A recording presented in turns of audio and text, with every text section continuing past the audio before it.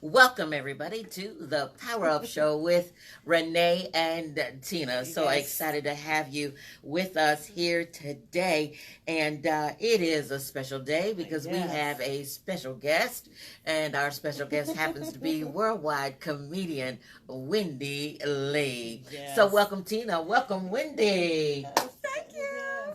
So excited to have you with us, and we want everybody to know that Cameo Models Internationale, it is brought to you by Cameo Models Internationale, the Power Up Show with Renee and Tina.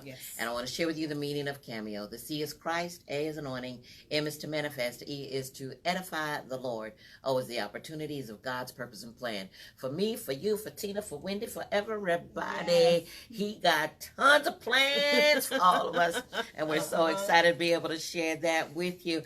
And before I get into the show, you know I have to power you up. I have to inspire you. I have to encourage you. It's in my spirit to be able to do that. And I just want to share that in every circumstance, choose God. In every circumstance, choose God. I say that to say, don't let outside strife get into your family, get into your business, or get into your personal relationships. Be as lovely to your family as you are to people on the outside. Let me repeat that. Be as lovely to your family as you are to people on the outside. And as you go forward in this life, just choose possibility thinking and choose right thoughts and choose right thinking and choose it again and again and again and again. And go about this life sprinkling compliments and loving kindness everywhere that you go. So thank you for tuning in and getting inspired today with us. And I'm going to turn it over right now for Tina so that she can deliver our sponsors. Yes, welcome everyone. CVE, that's Christian Vision Entertainment. You're going to go to www.watchcve.com and get your free month subscription. And after that, it's just $4.95 each month. And of course, you're going to have Book VIP. Contact Mr. Stephen Green. His phone number is 804-971-1969. That's 804-971-1969. And of course, last but definitely not least, Cameo Models Internationale. You're going to visit our website, which is cameomodelonline.com. That's cameomodelonline.com. So excited, so excited, so excited. This is a big day, Tina. Yes, it is. Oh my God, oh my God. Look who's in the studio. Look who's here. Hey. Ooh, y'all. The international, worldwide, global comedian, Wendy Lee is here. Yes. I gotta do it like this because I got my nails done. Oh, y'all, we have been searching and asking for special guests to come on to the Power Up Show with Renee and Tina, and we're just so proud to have Wendy Lee joining us on today. And we're just gonna dive into the inside of Wendy today. In the inside, don't dive gently. Wendy, we're gonna dive into you and we're going to allow you to tell everybody a little bit about yourself and talk about your bio, a little bit about your background before we get into some seriousness. Yes, ma'am. Yes. Ooh, this is like a job interview. My name is Wendy Lee. I like walks in the parks. All right. Romantic dinners. Bubble bath. Not that kind of interview, Wendy. Hey, I'm single trying to get plural. Okay. Trying to be fruitful and multiply. Lay on these hands. That's where I was really doing these hands. No rings. Y'all get ready. Get ready. What a fun day. Fun day. Wendy, how long have you been doing this thing? Comedian. Oh, what, the nails? Oh, 3 weeks. Nails. Oh, the comedian? Okay. That's two parts to that answer. Because actually, well, technically, let me get the broad answer. The broad answer is 21 years. Okay, but the thing is, the first 7 years, I was oblivious. I was just having fun. I was just having fun, and I didn't declare myself a comedian. I was just going around. People had invited me to church, and I just went, did my performance and left. But actually, 14 years. June will be 14 years. Wow. From my first paid event. Congratulations. Yes. So it's just been a wonderful ride. I call it a beautiful surprise because, believe it or not, I never aspired to be a comedian. Okay. It's not something I aspire to do, because here's another thing, believe it or not. I used to be shy. Oh, no. Really? And here's another thing, believe it or not. Sometimes I still revert to that shyness. Okay. Oh, wow. Hence the name Quiet Storm. Okay. Yes, Okay. yes. And so, okay, I feel like I'm taking over the interview. But here's the thing, because this is very important to my story here. Because I never aspired to be a comedian. And it's just something, I call it the beautiful surprise that fell into my lap. Wonderful. Because when I first moved to Petersburg, I'm not originally from Petersburg. I'm from Lawrenceville, Virginia, Brunswick County in the house. I'm sorry, Brunswick County in the house. Yeah. And so when I first moved to Petersburg, I went to this church, and this church was having a talent show. Okay. And I just went to support the talent show. Didn't go to participate, just went to support to have something to do. And I went, and then the pastor made the announcement, said we need more participants. Okay. I'm like, okay, made the announcement about 3 or 4 times. By the third time, I was like, okay, let me see, what is it I could do? Because here's the thing, I'm blessed with a multitude of talents. And at that time, I was singing, I wrote poetry, I was on a dance ministry. Wonderful. But all those talents had already been presented that night. So I said, I want to do something different. And so it just popped in my mind. I don't know where it came from. You said it was God, the Holy Spirit. Just popped in my mind. Tell some jokes.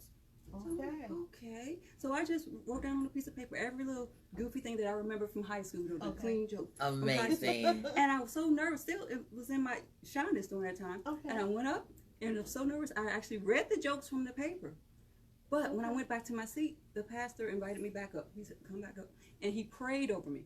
Oh, wow. He prayed over me and prophesied over me and said, I see God setting you before great men. He said, I see God taking you places. You have an awesome gift. And I want to be the first one to sow into your ministry.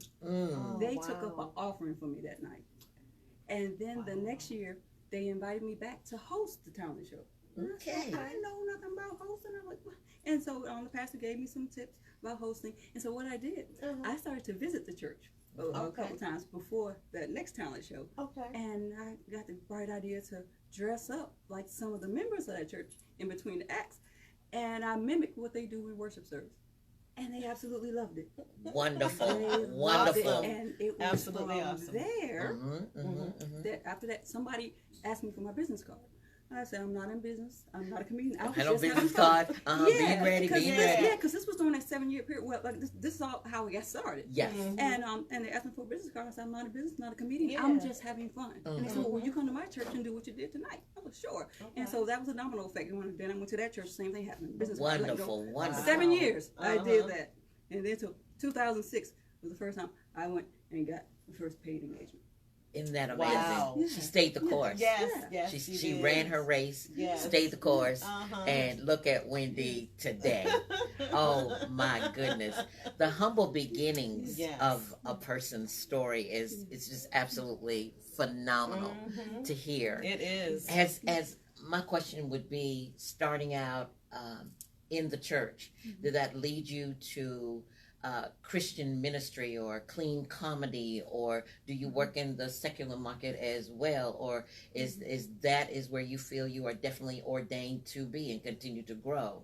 Ooh, that's a loaded question. Okay. That's like 4 different questions, same way. It's same way, different way. Same way, different way. Okay, so I've actually been in the church for the entire period. Okay. However, I think it was 2015 where I did my first time at the Funny Bone, Richmond Funny Bone. All right. Yes. And I went there with my church set. And it worked well. It worked well because it happened to be a big Christian audience, because the headliner was from one of the well-known churches. In the Richmond area.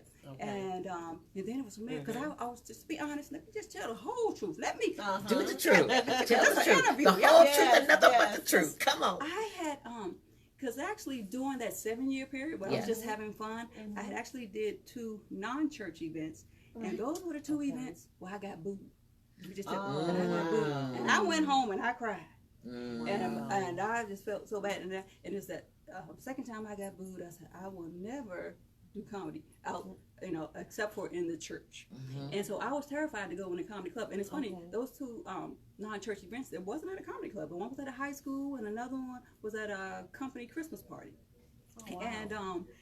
And I was just scared of the comedy club because all I knew about the comedy club was what I had seen on television. Exactly. And so I was just under the impression that the comedy club was wide open for being booed. I'm like, oh, no, I ain't going out. And I was terrified. I said, well, never ain't go gonna there. touch it. Yeah, but when the guy invited me, I was nervous, but it's like I need to overcome this fear. Yes. And I went, and I was pleasantly surprised, that I was how well received I was. But like I said, I believe it was because a lot of the people in the audience were church folk, and so I went there, got the taste, and I'm like, this is good. So I went to a couple more comedy clubs. Okay.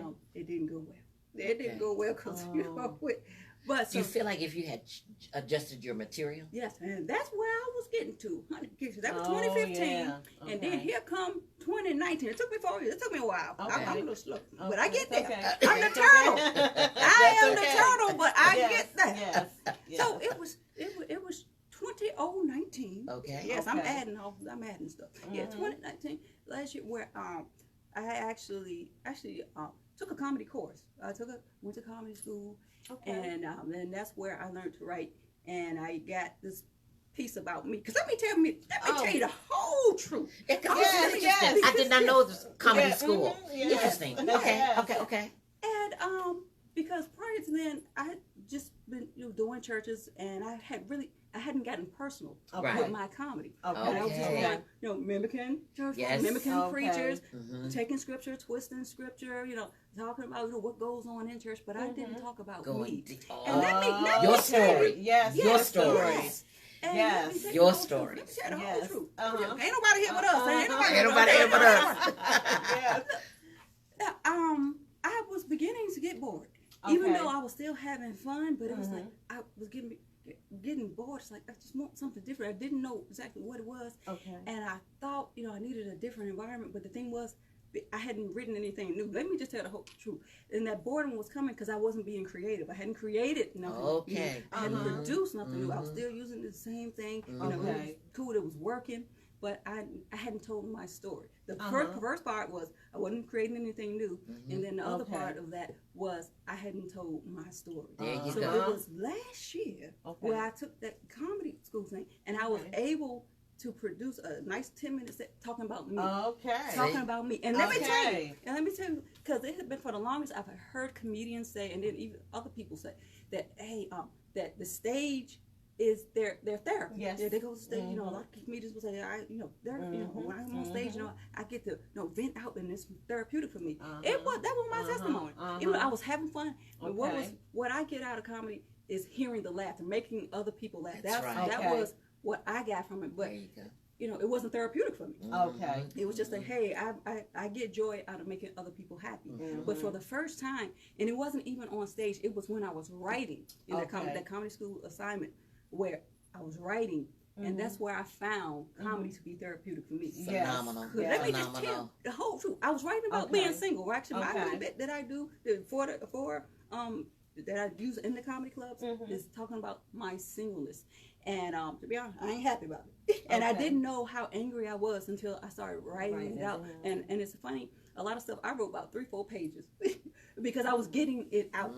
I was getting it out. And a lot of that stuff I don't even use on the stage, but that's why I found the therapy in it was getting it out. And then I went back through it and read it, and I picked pieces from it that I thought would be, audience appropriate, or I could make funny. Because and that's another thing, because I hadn't gotten the stuff out, so it was still hurtful. Let me just be honest. Exactly. It was still hurtful, so I couldn't find the humor in it because it was still hurting because it was in there.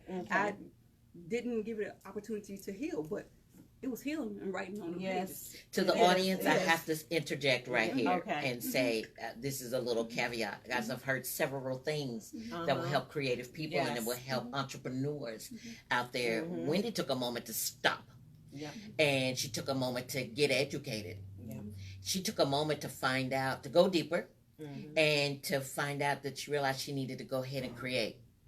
And through that creation, through that stopping, through that meditation, whatever it is that she went through, she found that she needed to tell her story. And I've heard it so many times from successful entrepreneurs, when you get to that point that you actually understand that that you've overcome the fears of being able to tell the truth about you, tell your story, put your story out there, that's when the success starts coming. Exactly. People want to hear your story, how you did it. Yes. And I'm so proud of you. Your creativity is through the roof. Yes, indeed. Yes, indeed, it is. You just gave some awesome caveats right there. Yes. Stop a moment. Yeah. And meditate. Go get that education if you need to. Stop and create. God gave us the ability to create. You ain't got to be stuck out there. You don't. Create. Exactly. And you come out of that creativity, you coming out on fire. Yes. And may I add something here? Okay. Surely. Is that there were several of my comedy comrades that actually objected to me going to comedy school because I actually went on my own. And here's the thing: you got to follow that. You got to follow what's in your heart. Sometimes you don't even need to make an announcement because I didn't even tell people till I was kind of midway through or maybe last week. Okay. Yes. Because that was a decision I made for myself. Absolutely. And then I was talking, and there was plenty of them saying, "Oh, you don't need to go to school. You already funny." But it wasn't about the funny. It was, first of all, I was compelled. Yes. I went because I was compelled. And it was last year. Hey, I was 13 years in. 13 years. Yeah. Oh, you good. You don't need school. But I didn't because this thing fell into my lap and I hadn't had formal training. It wasn't really to get formal training. It was to get educated. I knew it was something there for me. Like I said, I was compelled. Okay. I was compelled. And so follow what's called the intuition. Follow your gut. And don't let people tell you what to do or not do. No matter how long you've been in it. Hear that? Because it's forever learning.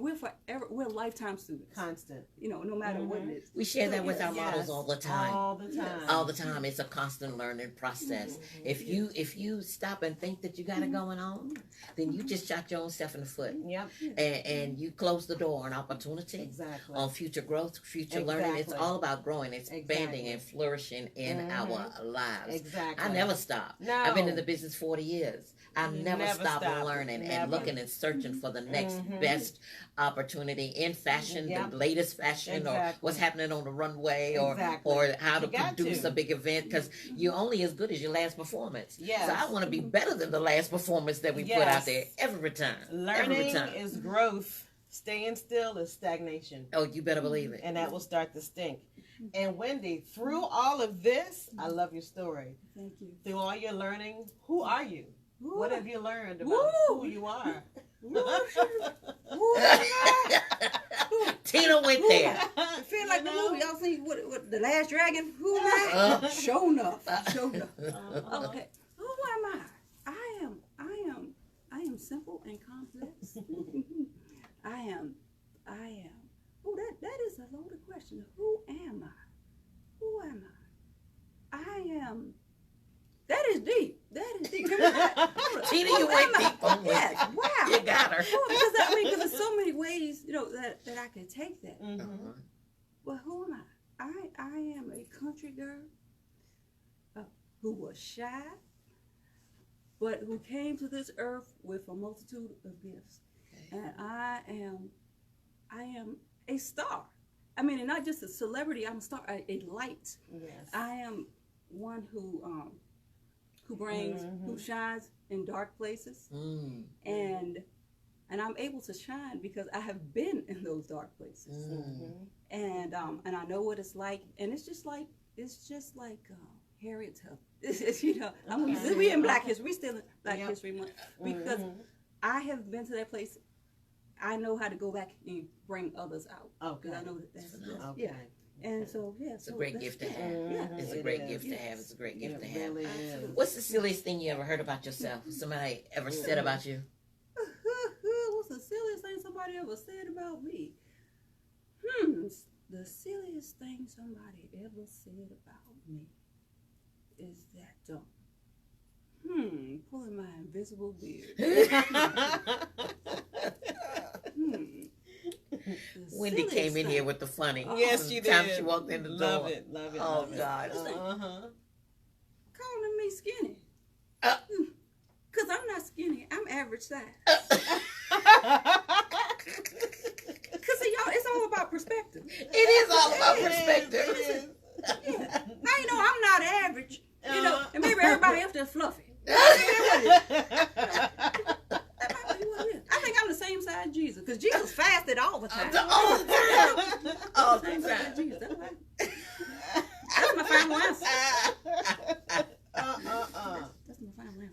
Wendy, you're amazing, amazing, amazing. Well, you know, I okay, you make me laugh. You really do. What makes you laugh? Who's your favorite comedian? Yes. I got two parts to that question. I mean, two parts of that answer. Okay. Number one. Do people make you laugh? No. Average people? Who make you Yeah, that's easy. That's don't get ahead of me. Okay. I got a microphone right now. Okay. Well, actually, the person who makes me laugh most is not a comedian. That's actually one of my cousins. Okay. One of my cousins, funniest dude. We get there because we think alike. And we're the type that we can just look at each other, know what each other thinking, and just bust out laughing. Okay. So I love going up to his house because I'm gonna get me a good, real belly. A real good laugh. Okay. Mm-hmm. But my favorite comedian, she's a real cute girl. You might have heard of her, Wendy Lee. That's my favorite comedian. Go ahead, Wendy. There you go. All right now. All right. We riding with you. Yes. Oh yeah. That's right. And then my second favorite would be Uh-huh. Ellen DeGeneres. Okay. She's my favorite comedian. Awesome. Okay. Yes, and for many reasons. I feel you. I feel you want to know why. I can feel it coming through. I do want to know why. Yeah. It's for Because many reasons. so many questions came up in my mind in that way because if a person like that is your favorite, then I see you probably walking in those shoes, creating Wendy Lee's shoes, and being in a position to be able to not only make people laugh, but to give back. She's a big giver. Oh my God, she gives, she gives, she gives. But go. Yeah, and that is part. It's several reasons. Number one, because we have the same birthday month. Yes. And as a result of that, we have the same zodiac sign. And actually, the zodiac sign, one of the attributes of it is being a humanitarian. Wow. So that's, and then she's just a wonderful person. Even though I've never met her, but I can tell, I believe that what I see on the TV, that it's genuine. That's actually how she is in person. And so that, and then the other thing, she's a clean comedian. She's clean. She is. And I just love her realness. Her realness. Wonderful. And just even her motto at the end of her show. Yes. Be kind to one another. And that's me. I'm a heart person. I am big on how you treat people. Oh, because even I learned not to get excited anymore when somebody says they're a Christian. Seeing somebody walking around with a Bible, or even being at work and seeing a Bible on their desk, I'm not impressed. You said it. How you treat people. Yes. Exactly. You said it. How you treat people. Yes. So that's why I like her. Absolutely. And go ahead. No. Okay. And basically, I wanted to ask, with all your attributes and things, what makes you funny? What makes me funny? My facial expression. Well, you probably have to ask somebody else that, because to be honest, personally, I don't even think I'm funny. I just believe because other people done took and told me so. Well, I actually look at myself because I've been doing lives now on Facebook, because believe it or not, I used to be afraid of the camera. But it took me 3 weeks to overcome that fear. Because you know what? My motto for this year is I'm doing everything I was afraid to do. Okay. And there was a whole lot I was afraid to do. Okay. Because I suffer much with the spirit of fear. But actually going back and looking at them live videos, I was like, okay, well, I am kind of funny. Okay. Because I was like, I never like to listen to myself or look at myself. And it's funny because I kind of record my shows. And actually, I started doing audio recording now, just to go back and to listen every time I do a performance. But I had started doing the video, and it's like, and I used to not go back and listen to it. But I'm glad I did, because that's when I learned that I suck my teeth. Wow. Yeah, but I did it just to improve my stage presence. Yes. So that's why I listen now. Yes. But yeah, I think my facial expressions make me funny. I think my unique perspective. And my quick wit, how somebody could say something and I listen to something in my head, and I'm bounced back off. So yeah, I got some rapid fire questions for you. Rapid fire, and I need you to give me back the first answer that comes to your mind. Chicken. We're gonna shoot. We're gonna shoot and find out what's going on with Wendy Lee. Wendy, what's your favorite food? Favorite lasagna. What's your favorite color? Red. What's your favorite song? Ooh, India Ari, there's hope. What's your favorite artist, singer? India Ari. Who's your favorite movie star? Movie superstar. Me. What's your favorite restaurant? Crocker Spot. Okay. Crocker Spot. Awesome. How's your love life? Right now it is I said rapid fire. Didn't I say rapid fire? Oh, you put it away under what? I said, The love life actually it's good but still wanting. Okay. Good but Okay. still wanting. Go ahead, Wendy. Yes, she she sat did. on the fire Yes, she seat did. and she Yes, did she the thing. did. She did the thing. Good job, good job, good job. Yes. Thank you. Okay, bye. No. No. And I'm curious. You curious? Yes, indeed. Okay, me too. Say, suppose you have a routine and they don't laugh. What do you do? I shoot him in the foot. Don't tell me you going. Actually, You going on the set packing. hey, you got to. No. I'm not right. I'm a citizen. But actually, and this is something I learned at comedy school. Okay. Because I used to handle it differently. When people didn't laugh, I just my face would drop a little bit, Yes. and then I just keep on going. But I learned in comedy school that actually what you do is you acknowledge it. And it's funny, and I'm learning that and I'm thinking that has become a life lesson for me. Okay. But just acknowledge the crickets in the room and actually people will look at that and then that will actually produce the laughter because you have acknowledged the obvious, like, okay, well that was funny in my head. Yeah. Okay. People laughed at that last time I told that joke. See, I know. Something like that. Just know. acknowledge it because the thing is, everybody is feeling that that intensity, like, oh, okay, Yeah. and so just acknowledge it, and it's like that release Yeah. actually makes people laugh. It does. Yeah, It and does. so I'm learning that. Like I said, I've taken that to be a life lesson, and it's like, okay, anytime something uncomfortable, and actually that's what comedians do anyway. They talk about the uncomfortable stuff, Exactly. and I'm loving it. Talking about all of this, I'm loving it. we're talking about you being on stage. Mm-hmm. And Yes.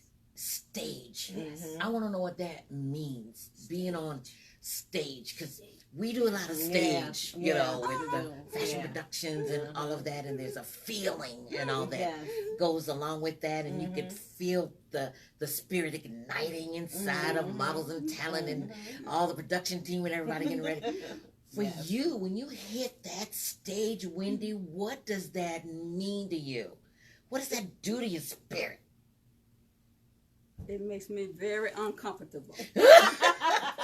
Okay. But see, that's the first part. Okay. That's the first. I mean, and I'm telling the whole truth. I'm going through the whole thing. Keeping it real. Because you never know. Because each experience is unique. It You is. don't know how the audience is going to respond. It's true. And so you go. So it's always nervous, even though it's been years, and people don't understand it unless they are a performer themselves. When I say that, I do get nervous, and I think it's a good and a bad thing because I think it's very important to stay humble. It is. And then my nervousness is from I want to do a good job.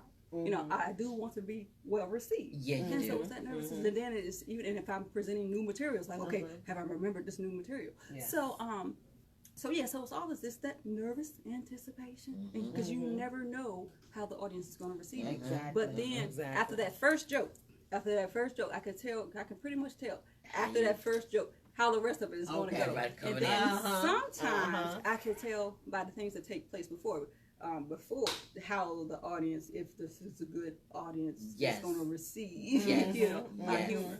But I mean, there have been times, Lord have mercy, and that's why I wore this jacket. Cause look, I'm gonna toot my own horn. Right? I opened up for Leandria Johnson. Wow. Awesome. And it's in this jacket, and I don't believe in that looking thing. But that was one of them times. It was fire. Okay. It was the crowd response. Wonderful. Was one. I mean, I felt like Kevin Hart. Okay. I did. Oh, I mean, awesome. just Awesome. I mean, it's like, wow, it was electric in that place, and that's the thing that keep me coming back to comedy. All right. That feeling. Okay. That feeling. Yeah. There when it's been well received, and you have done a great job. It was one of them times. Yes. I really wanted to drop the mic. Come on, it All was right fire. then. Comedians, I think, any type of performance. Yes. Live for a crowd like That. that. Yes. So that was great. And then even this past weekend, it was awesome.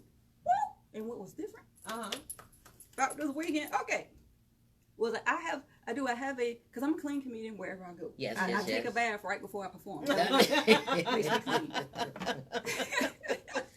Yeah, and so I have my comedy club set because like I was saying earlier, I realized, hey, I can't take this church material into the comedy. I could, but I hadn't fashioned it enough that everybody could understand or identify with this, or made it relatable. And so I had this comedy club set that I didn't think was church friendly, even though it was clean. But it's like, okay, this is good for a comedy club.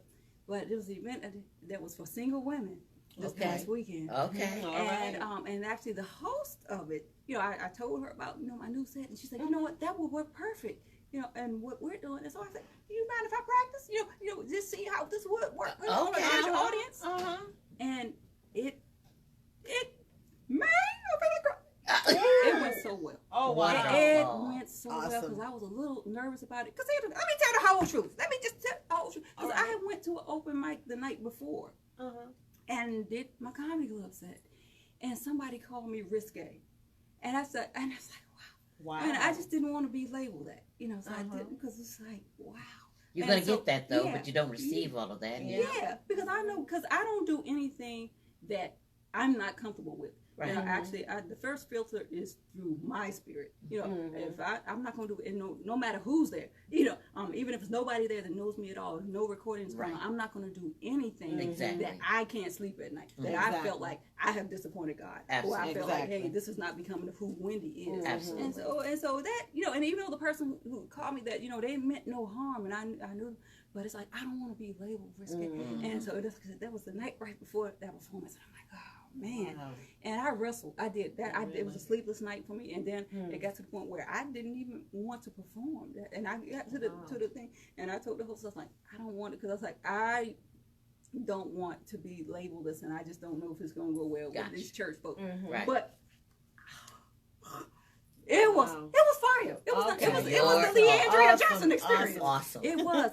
And it was because, and it was funny, and there was a teenager there. There was a teenager there who came up to me after, and she said, and I live for stuff like this. This is stuff that keeps me going.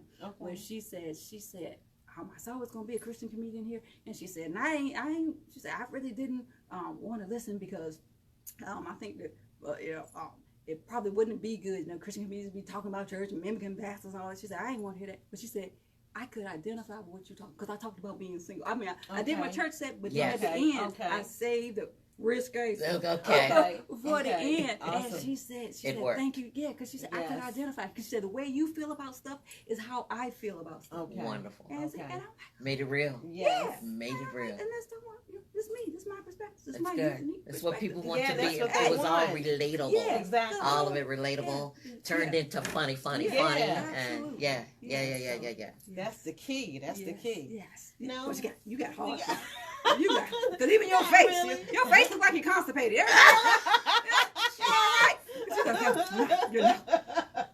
Tina, make it tough. I'm just messing. Come on, Tina, come on. Now, what was growing up like for you? Girl, Lord. You know what? Actually, growing up, it wasn't too bad, because I got this complicated situation going. Oh, okay. Growing up. I'm next to the oldest of 6 children, but I live a life of an only child. Interesting. Yeah. Explain. Yeah, okay. Let's see. Okay. Let me see. All right. So, my biological mother, has 6 children. I'm next to the oldest of my mother's children. But my daddy took and plucked me up and brought me to live with him. He's separated from a bunch. So my father and my stepmother raised me. Okay. And so I was separated from the bunch. And so that might have been what some of that material comes from your childhood. Well, not really. No. I mean, not check. Cause see, I'm still in my becoming stage. I mean, cause just this past October, where I felt like my comedy took a turn. Okay. I mean, and then even this past Saturday, that's a whole new turn, because it's like, okay, what I thought the church wouldn't accept, it's like, okay, it worked, it worked. So now, and even last night, I had an experience. Well, I'm ready for this, where I actually ready to talk about depression, because I'm just coming out. Okay. of a 5-year bout with depression. And I've been actually ashamed about it. I've been ashamed. And then I've been afraid that people wouldn't believe it. Because it's like, okay, you the comedian. Yeah. But then you the church girl. You saved. You know, why are you depressed? You know. And so now I'm ready to talk about it. That's good. Awesome. And I'm so glad to hear that you're ready to talk about it. It's one of our specialties on our show, actually. We actually identify the trigger points of depression. And Tina is practicing psychologist. Oh, really? And so she actually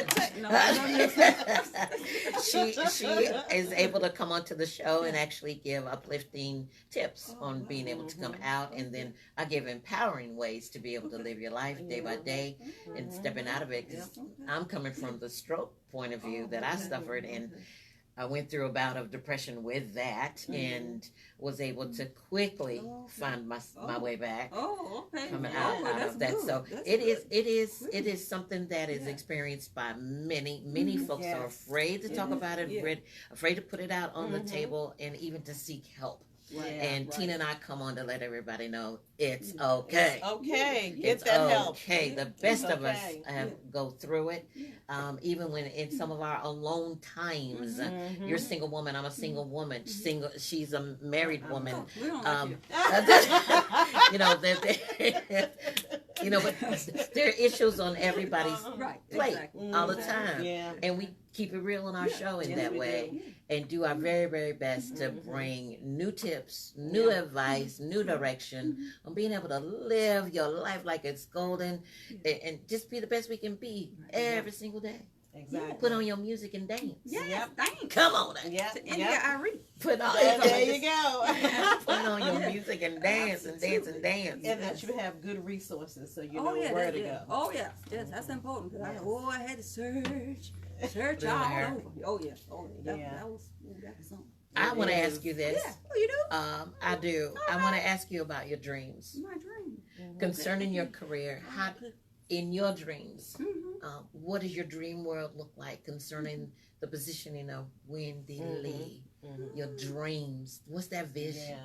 I want to know. I said I'm getting on the inside. I want to know. I really do. I love in talking to creative people and watching their journeys. I like to know beginning, middle, and future. Things I can't even see, things I don't even know about. Because I want to know. People want to know that about me too. I don't tell it all. Something. But I want to know. Well, you know what? Dreams. That's funny. I'm still figuring those things out, because I just, and I'm talking about this year, the past 3 weeks, have been phenomenal. I'm just believing that I could have some things. Really, because I just been, I've been called what I call winging it, for years, and just going with the flow, and really didn't have, didn't have an end in mind, didn't have a destination. It's like, okay, this is just something fun to do, and then I lost my job in 2014, and then I started thinking, I like to pull this imaginary bridge. I started thinking, maybe I could try to make this, full time, and then, then I worked at the Amazon plantation. Oh, I've heard that. Amazon, and then I had about that for a little bit under 2 years, and I was like, you know what? And then it's like, I can't do this no more. And then I started seriously, actually last year. That was a whole lot went on last year. It was last year where I started seriously considering, doing this comedy full time, because I really didn't think that it would do something. And so now I'm there. I'm all in, locked in, because people told me for the longest. And even I remember even in college when people was trying to direct me, to be an entrepreneur. And I just said, oh no, absolutely not. But now I believe it's possible. Yes, it's possible. Possibility thinking. Yes, it is.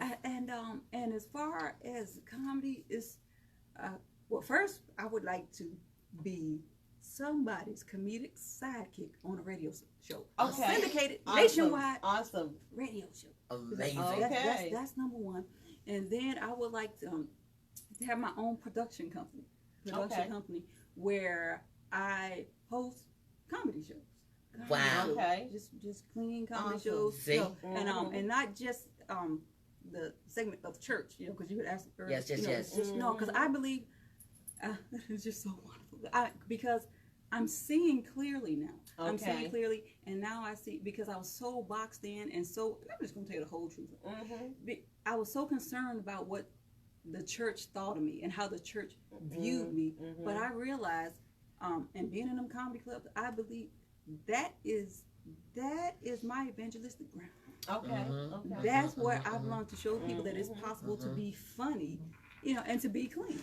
Because people marvel at the fact you could do clean comedy, and so to me, that's my outreach ministry, is being in them comedy clubs, and so it's open to everybody, and it's more than just church folk that want to laugh. It's more than just church people who want to experience clean comedy, and so so I want to bring clean shows to church folk, to everybody.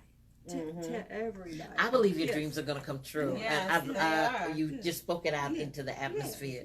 So just receive it and just keep on believing, and you're going to be having your own shows, and I just know it. I just know it. Exactly.